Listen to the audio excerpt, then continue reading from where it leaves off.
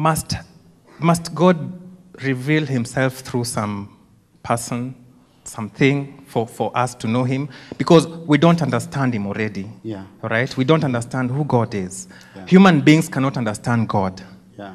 Therefore, my argument is we cannot then go ahead and purport that he exists. Number two, even the idea of revelation points to an attempt by human beings to explain God, that we can only understand him through a revelation.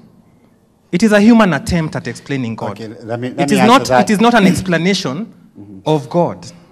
That's not true.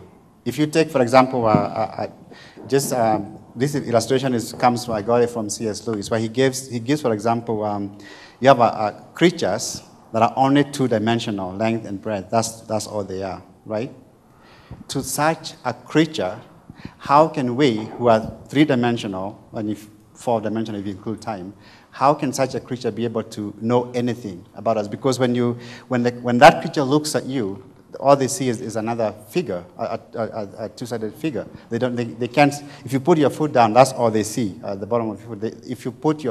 If you lift your foot, you disappear from that dimension in a different dimension. And so when you think about God existing in a different dimension from where we are, in order for us to be able to come to know him as he really is, he's got to step into that dimension for us to be able to communicate with us. Let me give you another example.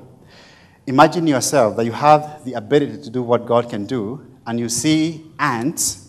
You want to save ants, and you can see them doing something that is destroying them over and over again, and you want to explain to them what is happening.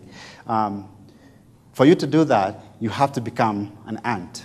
But if you become an ant, what are you going to do? Just follow them, do what they're doing.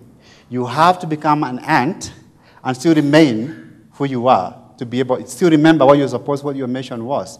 And that's exactly the same thing that God does in revealing himself to us. A third example, you have, for example, Shakespeare writing Hamlet, that beautiful play.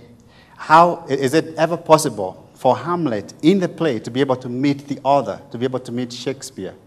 The only way Hamlet in the play can be able to meet Shakespeare is if Shakespeare writes himself into the play as one of the characters. And that's what I'm saying God has done in revealing himself to us through the person of Jesus Christ.